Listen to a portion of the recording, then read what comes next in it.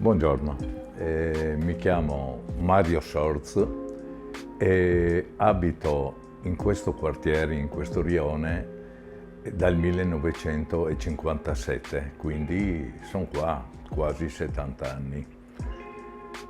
Ho vissuto da ragazzino il rione molto più che dopo da adulto, perché da ragazzino andavo alle scuole elementari e alla scuola Rossetti, che è subito qua vicino.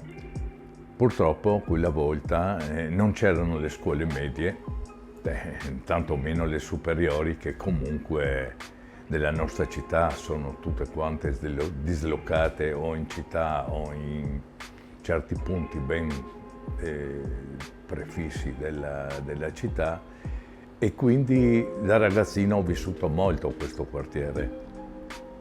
Come ricordo principale che posso avere è quello della prima comunione.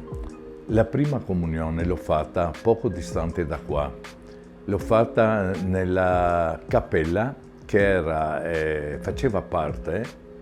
Era una chiesetta molto piccola questa cappella, piccolissima, e faceva parte questa chiesa del complesso della polizia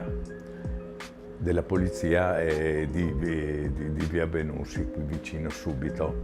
E in questa cappelletta che abbiamo fatto la comunione ci stavano solo i bambini della comunione, tutti i parenti, le mamme, i papà, gli zii, tutti quelli che erano intervenuti per la comunione hanno aspettato fuori perché non c'era posto. Quella volta si diceva con una battuta che in quella chiesetta se uno si inginocchiava tre dovevano uscire perché se no non si riusciva a stare assolutamente. Ho fatto la comunione nel 58-59, adesso non mi ricordo esattamente. C'era già stata però l'idea di fare la nuova chiesa, quella del Gesù Divino Operaio, subito qua sotto alla via. Questa chiesa poi è stata inaugurata, questa chiesa nuova, nel 1961. In questo rione si viveva bene, c'era un po' di tutto, c'erano come in tutti i rioni popolari di Trieste, c'erano i negozi, c'erano le varie botteghe dove ci si poteva rifornire di tutto quanto.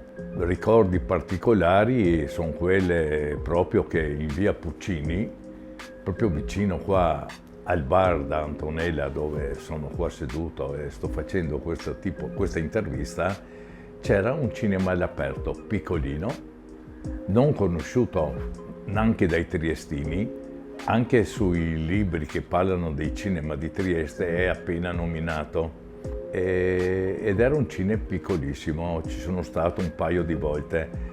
C'erano parecchi altri cinema all'aperto in questo rione, c'era il cinema all'aperto dei Soci, subito qua dietro, e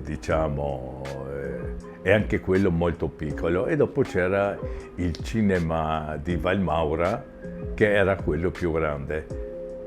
C'era poca televisione, pochi avevano la TV a casa e quindi il passatempo dei ragazzini e anche degli adulti era quella di andare a vedere i film di terza, quarta visione, perché comunque nei cinema all'aperto non c'erano quasi mai film di prima visione, si passava il tempo in questa maniera qua.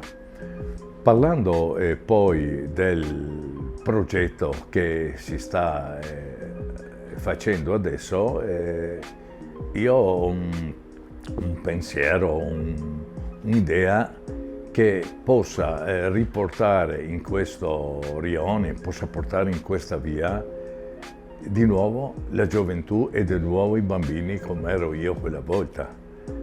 Perché poi uno va a lavorare, lavora via da dove abita, è in giro per lavoro, in giro per varie altre faccende, e quindi non lo vive più il rione. Chi lo vive più di tutto sono proprio i bambini.